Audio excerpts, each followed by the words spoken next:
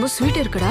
கேரளால my client is having one big தென்னந்தோப்பு. அங்கேயே he is having farm house, swimming pool and all. அங்க இளநீ இன்னும் ஸ்வீட்டா இருக்கும். இங்கானப்பா சொல்டா. யூ வாண்ட் வாழ்க்கை? வாட் இஸ் வாழ்க்கை?